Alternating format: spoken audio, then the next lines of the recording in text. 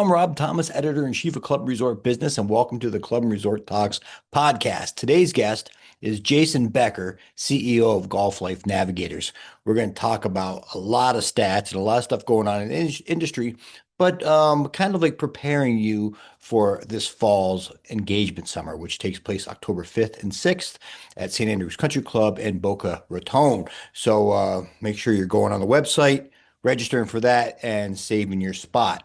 Um, Before we get to Jason, let's tell you that today's episode is sponsored by Texacraft. Texacraft has been an outdoor commercial leader since 1975.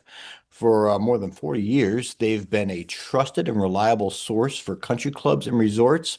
Texacraft is committed to not only providing a quality product, but a quality experience for all customers. They don't just take pride in what they do, they take pride in how they do it. Learn more at texacraft.com. Thank you very much, Texacraft, for sponsoring. Again, before we get to Jason, let me tell you a little bit of news that's going on today. We're going to start in Nebraska. A Nebraska club may lose 2 holes as development advances. Planners have approved requests to remove a couple of holes from the course at NuMark Golf Course in southeast Lincoln, Nebraska, clearing the way for the construction of 9 new residential lots. Apparently, they have 36 holes of golf there in Lincoln at Newmark, and they're only going to lose a couple of holes, but it's going to have to rework stuff. Obviously, and go down to a 9-hole course, maybe add a short course along the way, or some practice development, or save the space for some other future development. Hopefully, it's not just residential. Hopefully, it has to do with the club. But hey, you can't stop progress. Let's go all the way out to Seattle next. The city of Seattle renewed its golf course management agreement. Troon signed a 15-year management agreement renewal with the city to operate the municipality's 4 golf courses. The city of Seattle's golf facilities are located throughout the Emerald City and include Interbay Golf Center, Jefferson Park Golf Course, Wright Golf Course at Jefferson Park, and West Seattle Golf Course. Good on them. Municipal golf is a big, big thing. And they were talking about, was it last year, 2 years ago? We wrote an article about the demise of municipal golf being very overrated, over exaggerated. It's going strong right now. In fact, a lot of these courses are growing because cities are buying properties instead of having them being redeveloped. They are buying it to save the green space and putting money into it. Obviously, golf is at an all-time high right now as far as popularity. So let's hope that trend keeps on going. Last but not least, let's head on down to Florida. A Florida club just launched a clubhouse renovation. That's exciting. Gulf Harbor Yacht and Country Club is renovating its clubhouse, enhancing amenities, and offering reduced rate memberships during this transformative period in Fort Myers. So that leads me to a question. What do you do when you're going through a major renovation like this? I know that Countryside in Naples, Joe Smith and his team did a great job during their massive clubhouse renovation project. Every week they were on YouTube showing updates and doing entertaining videos, keeping their members engaged and entertained when the clubhouse isn't available. But what are you doing as far as setting up temporary dining? Do you have reciprocal agreements with area clubs? Whatever. Shoot me an email at rthomas@wtwhmedia.com to share. I'd love to get you on a podcast to talk about it. All this and much, much more, obviously, at clubandresortbusiness.com. With that in mind, let's get over to Jason Becker, CEO of Golf Life Navigators, and talk about the industry. Hello, welcome back to the Club and Resort Talks podcast. I'm joined by Jason Becker, CEO of Golf Life Navigators. Jason, welcome to the show. Rob, thanks for having me back. Hey, yeah, you are a recurring guest. There's very few of those, but you are definitely one of them. Thank you for joining us. Hey, before we get into the meat and potatoes of what's going on, give us a little 10,000-foot view, if you would, of Golf Life Navigators. So basically, we're in our 10th year, believe it or not. And I met you 10 years ago when we started the program, and essentially we just saw a need in the marketplace for an environment where people could go to search private club options. So it started in Florida and kind of meandered its way into Arizona and California, and now we're essentially nationwide. So we have a search engine that consumers can use. And then for those clubs that are really looking to connect with the right member for the club, they can plug in on the other side of the environment and be matched to people that have common interests. I think it was our mutual friend Shane Sharp that introduced Mhm. us. God rest his soul. He's changed, just Yep. passed away. Uh, Hate to get off of a sad start there. Love Shane. Yeah. What is, if you could tell us, what's the biggest shift you've seen in the buyer member behavior over the last, I don't know, year and a half? Yeah, so one of the cool things about the environment that we create is we get to collect a lot of data on what the future private club member is saying today, essentially. So we can see what kind of trends are occurring in the marketplace and what people are looking for. And I would say there's two big ones that we're seeing. Number one, pre-COVID, a good portion of people did not want to live in a golf community for various reasons. So it was like maybe 38% of the marketplace was saying that they didn't want to be in a golf community. And that number was escalating all the way to almost 48% right before COVID.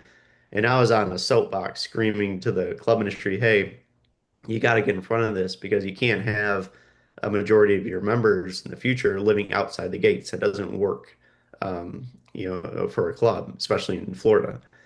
Well, COVID hit and that number went way down. So it was like 80% of people wanted to be in the gates, only 20% out for that safe, secure environment. Now that we're getting past the pandemic, we've noticed that shift is back. That more and more people are saying they don't want to live inside the gates. The last numbers I've seen, I think it was like 35%. So we've trended another 15%, really in the wrong direction for club leaders in the last year. So that's been a big one.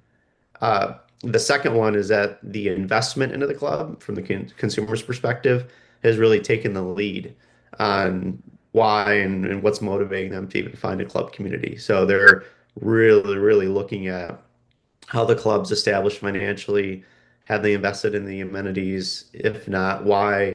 If not, when?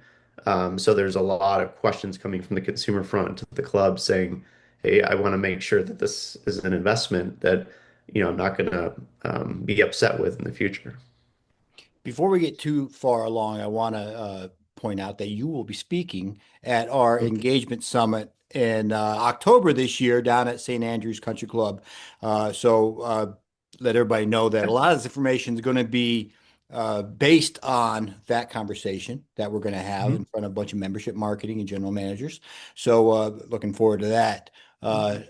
On with our interview, though, which marketing channels? Everybody wants to know about leads, qualified leads. Which ones are doing the best? And conversely, are there some that are underperforming right now? Well, from our perspective, obviously we're in the marketplace to get people to our website, right? Because then the leads, if you will, funnel through and you get connected with clubs and real estate agents. Still, for us, that our best mediums are the state golf associations. We can send a dedicated e-blast to the Colorado Golf Association with a simple message that says, "Hey, if you're looking for a club community in the Sun Belt, click here to filter hundreds within minutes." And that's really easy for us. So we get a lot of traffic to the website. The second big one is just really the media. You saw the Wall Street Journal article that we were featured in last week on private club demand and real estate. And we will see 50, 60,000 people on the website just from those news articles with the editorial. That's fantastic. Yeah, news always helps. Oh, And yeah. they say no such thing as bad publicity, but I imagine there are some negatives out there. Astronomer can talk to that about the recent. Yeah, Uh, right. um, how about real estate trends that are currently influencing where people are choosing to join their clubs? Well, from the consumer's perspective, things have loosened up a lot in the last year. There just wasn't any golf homes for sale in the last several years, so it was definitely a seller's market. We're seeing inventory doubled, if not tripled, in size in a lot of the heavy, populated markets in the Sun Belt, like Southwest Florida and Palm Beach County and whatnot. So from the seller's or the buyer's perspective, there's a lot more options now finally. And um, coincidentally, with an increase in inventory, that's kind of bringing down the wait lists for clubs. So consumers aren't, thinking they're gonna have to wait 2 or 3 years to get into a club any longer. Those wait lists are moving. Yeah, wait lists are a big thing, and obviously during the Yeah. height of COVID, they were I mean, wait lists were Mhm. king. Yeah. Pickleball. We all know pickleball is still climbing. What types of amenities, in addition to pickleball, wellness, multi-generational, are you seeing as far as demand on the website? Well, most clubs have the traditional amenities, whether it be pickleball or clubhouse pool and, different dining options. But we're starting to see trends and kind of unique things like a cold plunge because people are, into that lately. Service-based amenities like car detailing and dry cleaning. So when they're on the golf course, they can, check these boxes to justify the time of being on the golf course. Movie nights at the driving range, anything that has gamesmanship for the kids, it's family friendly. Those are the things that we're really starting to see in the marketplace that I'm imploring clubs to really take a look at and consider as they kind of evolve into this new era of private club member in the future. So Golf Life Navigators now for years has dominated the online space. What mistakes do you see clubs making trying to attract new members online? Well, it's simple things like I see it all the time. Club will show their dining area, and it's all empty bar stools and empty tables. And I don't understand why there's data and proof that shows that socialization is one of the number one motivators of why people are even looking for a private club. So I know it's difficult to stage a bunch of people smiling in a dining room, but you got to do it. Those are the things that are really grabbing the attention for the consumer. And then, showcasing that the club is family friendly and there's different social programs outside of just the golf itself that the club has. We call it the clubs within the club. That's the true matchmaking part of, why people are looking for a club to join is to be around people with like-minded interests. So, do we got a car club? Yeah, let's put it on the website so people can see it. So, little things like that, and Buffalo Group and Storyteller Ed and Kathy, they're doing a great job of trying to implore clubs to do the same thing. It's funny you mentioned that. I was going to say 9 out of 10 pictures I get of new amenities are empty. Hmm. It's more than 9 out of 10. It's probably 95 out of 100, if not more than that even. So Right. good point. Staging some people sitting around the bar having a good time is kind Yeah. of a missed opportunity. Uh, Yeah. how important, you talk about storytelling, how important is storytelling today? And which clubs have you seen that are doing it really well? Well, just locally, Danita Osborne over at Shadowwood Country Club, Melissa Hanson, who at Old Cypress, doing a really good job of just of creating content that tells the story of the culture of the club. And it could be even little things too. Like we on our website, when clubs are one of our feature clubs, they have the opportunity to just post a 1 to 2 minute video that of two members just talking about how much they love the club. And we tell them it doesn't have to be fancy. They could be sitting in their lanai in two chairs and get their iPhone out and just record the less staged, the better, in fact. And so little things like that, being online, that's what the consumer is drawn to. And they want to really understand about the club's culture and the energy of it, and that happiness level.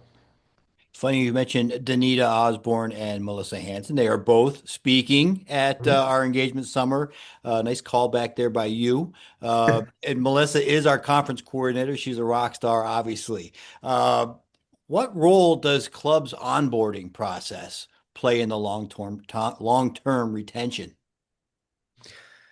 Um, in terms of them onboarding a new member, Yes.